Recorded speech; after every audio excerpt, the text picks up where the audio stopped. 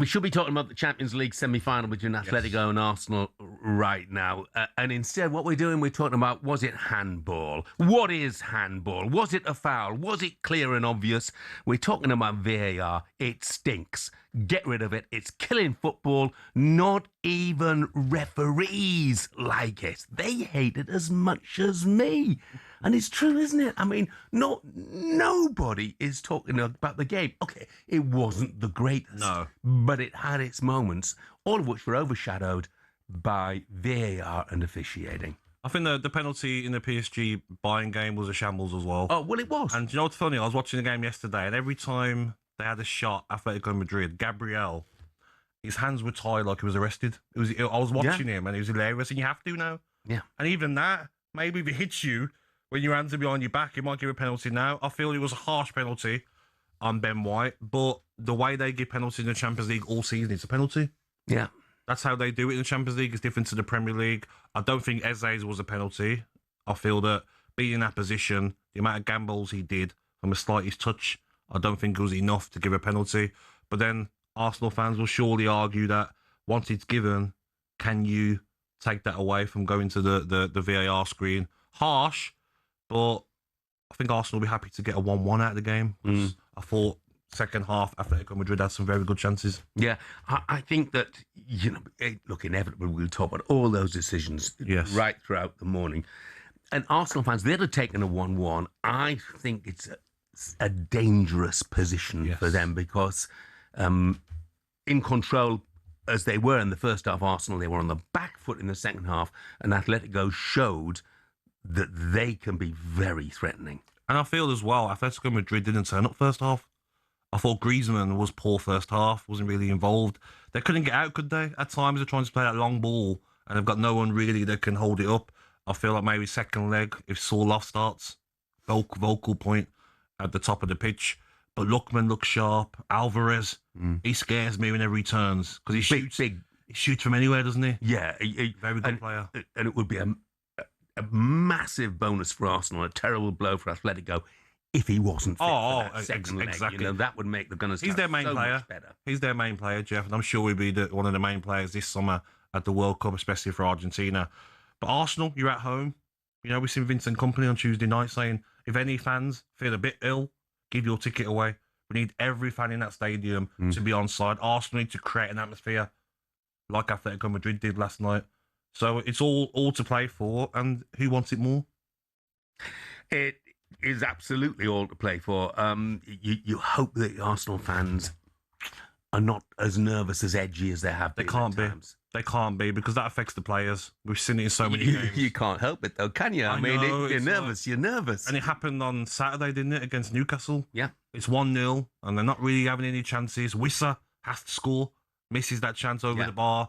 And even the manager's on the sideline, Jeff Arteta, is racing around. His hands are on his head. Sometimes a bit of relax. When you watch Manchester City now, they're relaxed. They're not. It's not chaotic. It's not anxiety around the stadium. Relax. You've got better players, probably 1-11, a better team than Atletico Madrid. Go and show it. Madueke last night looked sharp early on, faded again. Wasn't happy when he got brought off. Saka didn't look up to speed yet. But players have to do better. Odegaard wasn't happy when he come off either. Gyökeres done well at times. At other times, didn't really hold the ball up well enough. But they've got a great chance, Jeff, to get to the final of the Champions League. They've got a fantastic opportunity. It's not a mixed blessing, but you're going to come against PSG Bayern, and we'll talk about that during the course of the day as well. But look, as I say, all the talk is about officiating, so let's get stuck into that. Mikel Arteta, here's a surprise. He was asked for his thoughts on the penalty decision that was overturned. What I'm incredibly fuming with is how the hell the penalty on Epps gets overturned in the manner that happened when it's not a clear and obvious error. And this changes the course of the game, and at this level, I'm sorry, but this cannot happen. Have you had any explanation on that? There's very clear explanation. The decision and what happens for a period of time, and the referee has to watch it 13 times. It's more clear than that. I think it's impossible, and we are all fuming about it. Do you think the referee ultimately, when he went back to the screen, do you think he was influenced by Simeone? Oh, 100%. Did you hear the fans? Yeah. They were screaming, whistling. Simeone shouldn't be allowed to do that. And I do agree that the screens should be on the opposite side to where the benches are. I don't like that because if Arteta was doing that, we'd all complain. So I do agree on that. Simeone definitely had an influence. But maybe when the referee did look at it, Jeff, I think he looked at 13 different views of it. Maybe he looked and says, yeah, maybe it's not as forceful as I thought it was. It was a bit of a light touch by the defender. And the way Eze rolls over, not every touch is a foul, Jeff. No. If that's in the centre of the pitch, the ref might say, play on, that's soft. But when they're giving the penalties like they give against Ben White, then you see that you can understand Arteta's anger. The problem with the 13 different views is they show different things. From one angle, one still shows clearly, the boy's foot is on top of Eze's foot. It's clear, significant contact. But from other angles, it doesn't look like a foul at all. Do you think that when you saw it and you saw the first replay of it, did you say, that's a definite penalty, 100%? Or did you say, I can see why he's given it, but maybe he's gone over a bit lightly? Yeah. I mean, look, the first impression was that it was a penalty. Yeah. But, then when you see it more closely from those different angles, it certainly put doubt in my mind. I like, though? I like the way Lookman, 2 minutes before, stays on his feet, gets a shot off. Because you're hungry. I would have done the same. As an attacking player, you're like, I don't get many of these chances. I'm not going down. I don't take the penalties. You're thinking of yourself, get your shot off. Maybe the referees thought about that as well. Lookman stayed on his feet. Why is Eze not staying on his feet? But what I would say, Jeff, that this Champions League final, we could be talking about a refereeing decision that wins the Champions League final for a team. Well, it's more than likely, isn't it? Yeah. I mean, it's more than likely. Look, something incredible happened on the Sports Bar last night. Jamie O'Hara came to the defence of Arsenal. Here he is discussing the penalty decision with Jason Cundy. He doesn't touch him. He goes to touch him. Brilliant play from Eze, by the way. But it's a dive. And I love a dive, as you know. I'm never going to criticise anyone for a dive. But he gets called out. His left leg trails him. It's not a dive. It's a dive. It's not a dive. He's not touched. It's not a dive. It's a dive. You can't sit here and say it's a dive. It's a good dive. And I'm all for that. Anyone that's ever listened to me over the years, if you can go down and win a penalty in the box, go down and do it. Harry Kane does it in the World Cup final. Yeah, but that's exactly what he done. Yeah, and he got called out for it. And he nearly got away with it. No, I think it's a pen, mate. No, I think it's a pen. I just don't. And I'm not going to sit... me being a Spurs fan, I can't believe I'm sticking up for Arsenal, but that is a penalty. It's not a pen. It is. Eze's sharpening him. He's quicker to the ball. Yeah. He sticks his leg out. Yeah, all of that's true. He catches him. No, he doesn't. He does. There's contact, Jace. Jace, there's contact. There's contact. The debate will go on and on. Here's another matter for debate. Did Mikel Arteta get his team wrong when he left Eberechi Eze out of the starting lineup? Oh, Odegaard's his captain. Odegaard done very well against Manchester City. Maybe not as well against Newcastle. I don't think so, Jeff, because Eze is a talented player, but there's been many games this season where he started and he hasn't been great.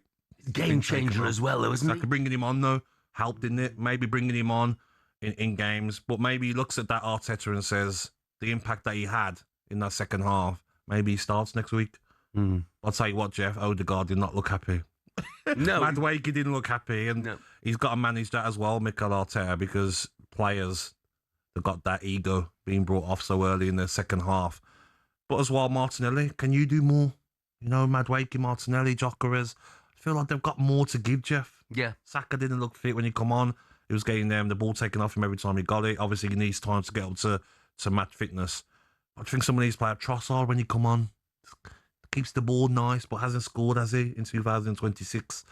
I feel like even if Arsenal do win trophies this season, there may be a few players that get sold in the summer. Yeah. And a few different ones brought in. There's always the issue with Arsenal at the moment, isn't it? Is where do the goals come from? And you mentioned all the players there you mentioned are forward players. And I'm not sure which of them you rely on to deliver goals at the moment. I mean, they relied on the Gyökeres penalty, which on another day Oblak would certainly have saved. Yes. Hands. And also, when you look at Arsenal, Jeff, you look at the players that they've got, it's hard to say who are Arsenal going to play on Saturday, who's the front three, who's the front three next week. With Manchester City, you know it's Semenyo, you know it's Doku, you know it's Shirky behind Haaland. Other teams, you know Bayern Munich, you know PSG, you probably know Atletico Madrid's. And he's probably thinking himself there, Gabriel Jesus, you come on last night, you don't really do much. Arteta's probably like, come on, someone really claim that place in that front line. Because I thought Declan Rice was very good last night. Yeah, Rice He was everywhere. He was exceptional, cleaning up, wasn't he? Doing his job. Defensively, I thought they were very good as well. But the attacking players need to step up for sure. Well, look, it's brilliantly balanced. Arsenal fans, though, let's hear from you. What did you make the refereeing decisions last night? Are you more confident than Gabby and I that you will get the job done at the Emirates? I think it's still a 50-50 game, I'll be honest with you.